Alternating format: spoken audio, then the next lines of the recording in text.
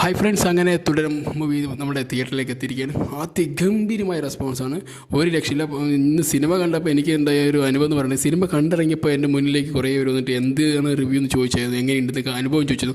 അപ്പോഴൊന്നും എനിക്ക് സിനിമയെക്കുറിച്ച് പറയാൻ പറ്റുന്നില്ല. കാരണം എന്താ കഴിഞ്ഞാൽ ആ ക്ലൈമാക്സ് എന്ന് പറയുന്നത് നമ്മളെ ശരിക്കും അങ്ങോട്ട് ആ സങ്കടം ഉണ്ടല്ലോ, നമ്മൾ ഇമോഷണലി പിടിച്ചിങ്ങനെ എന്താ പറയുക, പിടിച്ചിരുത്തിക്കളയും. അമ്മാതിരി പെർഫോമൻസ് പറഞ്ഞാൽ ഒരു രക്ഷയില്ല. ലാലേട്ടനും നമ്മുടെ ശോഭനയും ചെയ്യുന്നുള്ളൊരു കോംബോ എന്ന് പറഞ്ഞത് ഒരു രക്ഷയില്ല. പഴയ അതേ ഒരു കോമ്പൗണ്ട് നമുക്ക് ചിലപ്പോഴൊക്കെ ഫീലായിപ്പോയി. ചില സമയത്തൊക്കെ അത്രയും ഒരു കുസൃതിയൊക്കെ ഉണ്ടല്ലോ, അവരും മോഹൻലാലും ഈ ശോഭനയൊക്കെ ചേർന്നൊരു കുസൃതി ഉണ്ടല്ലോ പണ്ടൊക്കെ സിനിമയിൽ, അതേപോലെയൊക്കെ ചില സമയത്ത് കാണിക്കും. പക്ഷേ ഭയങ്കര രസമാണ് കാണാൻ. അവർ ആ ഒരു കോമ്പൗണ്ടിനെ ആ സ്ക്രീനിൽ കാണുമ്പോൾ കിട്ടുന്നൊരു ഒരു ഒരു വൈബ് ഉണ്ടല്ലോ, അത് ഭയങ്കര ഫീൽ, എടുത്ത് പറയാൻ പറ്റുന്ന കാര്യം തന്നെ. പക്ഷേ അതിനെക്കുറിച്ച് എത്ര വിവരിച്ചാൽ നമുക്ക് മതിയാവില്ല. അത്രമാത്രം നല്ല സ്വീറ്റായിട്ട് കാണാൻ ഇവരെ കാണാൻ ഒരു ഇതിൽ. പിന്നെ ഈ പെർഫോമൻസ് പറയുമ്പോൾ മോഹൻലാലിൻ്റെ ആയിക്കോട്ടെ ശോഭന ആയിക്കോട്ടെ ഒരു രക്ഷയില്ലാത്തതാണ്. അവസാന നിമിഷമൊക്കെ നമ്മളെ പിടിച്ചിങ്ങനെ ഇരുത്തി അങ്ങനെ കരയിച്ച് വിട്ടളയും. എൻ്റെ അടുത്തൊക്കെ ഇരിക്കുന്ന ഒരു ചേച്ചിയൊക്കെ കണ്ണിൽ കൂടെ വെള്ളം വരുന്നു, ഇടയ്ക്കിടയ്ക്ക് കർച്ചീഫൊക്കെ എടുത്ത് തുടയ്ക്കുന്നുണ്ടായിരുന്നു. പക്ഷേ എനിക്ക് തന്നെ കണ്ട് സങ്കടമായി. കാരണം നമുക്ക് ആ സങ്കടം നമ്മളെ കൊണ്ട് തൊണ്ടയിൽ അവിടെ കൊണ്ട് നിർത്തിക്കും. എന്നിട്ട് നമ്മളെ കക്കാനും പറ്റില്ല, ഇറക്കാനും പറ്റുന്ന രീതിയിലേക്ക് കൊണ്ടിരിക്കും. അത്രമാത്രം ഇമോഷണലി നമ്മളങ്ങനെ ട്രാപ്പ് ചെയ്യുന്ന പോലെ ഒരു സിനിമ, ഒരു രക്ഷയില്ല. ഈ സിനിമ മസ്റ്റായിട്ട് തിയേറ്ററിൽ കാണുന്നതിനാണ്. എന്താ ഞാൻ അത്രമാത്രം നല്ലൊരു ഡ്രാമ. കാരണം കുറേ കാലങ്ങൾക്ക് ശേഷമാണ് നമ്മുടെ ലാലേട്ടനെ ഇങ്ങനെ ഒരു സിനിമയിലേക്ക്, കാരണം ഇതിന് മുമ്പ് വന്നിരിക്കുന്ന ഫാമിലി ഡ്രാമ എന്ന് പറയുന്നത് ദൃശ്യമാണ്.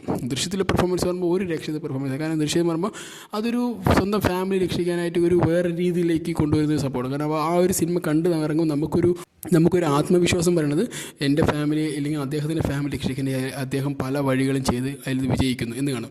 പക്ഷേ ഇതെന്ന് പറയുമ്പോൾ ഒരു തികച്ചും വ്യത്യസ്തമാണ്, ഒരു രക്ഷയില്ലാത്തതാണ്. കാരണം എന്ന് പറഞ്ഞാൽ ആ ഒരു ഇമോഷണലി നമ്മളെ കണക്ട് ചെയ്യും. കാരണം ഫസ്റ്റ് ഹാഫ് പറയുമ്പോൾ ഒരു സീറ്റിൻ്റെ എഡ്ജിൽ ഇരുത്തുന്ന പോലെയാണ് പെർഫോമൻസൊക്കെ, ഒരു നല്ല രസമായിട്ട് കൂളായിട്ടൊക്കെ ഒരു ഭയങ്കര സൂപ്പറായി. ഈ സിനിമ പറഞ്ഞു വരികയാണെങ്കിൽ കുറേ പറഞ്ഞു കൊണ്ടുവരും. പക്ഷേ തരുൺ മൂർത്തി എന്ന വ്യക്തി ശരിക്കും മോഹൻലാൽ എന്ന ആക്ടറിനെ അല്ലെങ്കിൽ മോഹൻലാൽ എന്ന വ്യക്തിനെ ഒരു സ്റ്റാർഡും അല്ല അദ്ദേഹം ഇവിടെ ഉപയോഗിച്ചിരിക്കുന്നത്. മോഹൻലാലിൻ്റെ ശരിക്കും എങ്ങനെയാണ് ഉപയോഗിക്കുന്ന ഒരു ഫാനിന് വേണ്ടി എന്നുള്ളത് തരുൺ മൂർത്തിക്ക് നല്ല വ്യക്തമായിട്ടൊരു ധാരണയുണ്ടെന്ന് ഈ സിനിമ കണ്ടപ്പോൾ നമുക്ക് മനസ്സിലായി. കാരണം ഇദ്ദേഹം വന്ന് ഈ ഇൻ്റർവ്യൂലെല്ലാം വന്ന് ചുമ്മാ ഇങ്ങനെ ചെറുതായിട്ട് തള്ളിയില്ല പറയുമ്പോൾ മോഹൻലാലിനെ കുറിച്ച് അത് നന്നായി ഇത് നന്നായി ഇങ്ങനെ പറയുമ്പോൾ ചെറിയൊരു പേടിയുണ്ടായിരുന്നു. കാരണം ഇതിന് മുമ്പ് പലവരും ഇതുപോലെ വന്നിട്ട് മോഹൻലാലിന് അങ്ങനെയുണ്ട് ഇങ്ങനെയുണ്ട്, സ്വീറ്റ്നെസ്സാണ്, അതാണ് പെർഫോമൻസ്, അങ്ങനെ കുറേ കാര്യം പറയുമ്പോൾ നമുക്ക് ശരിക്കും എന്താ പറയുക, അങ്ങനെ മോഹൻലാലിനെ കുറിച്ചിട്ട് അങ്ങനെ ഓരോരോ കാര്യങ്ങൾ ഓരോ ഇൻ്റർവ്യൂ ഓരോന്നും ഇങ്ങനെ പറയുന്ന സമയത്ത് നമുക്ക് ഭയങ്കര പേടിയുണ്ട്. കാരണം അദ്ദേഹത്തിൻ്റെ പല സിനിമകളും ഇതുപോലെ തന്നെ പലരും വെച്ചെടുത്തിട്ടുള്ള ആളുകൾ വന്നിട്ട് ചെയ്യുന്ന സമയത്ത്, മോഹൻലാൽ വെച്ച് ചെയ്യുന്ന സമയത്ത് പരാജയപ്പെട്ടു പോകാറുണ്ട്.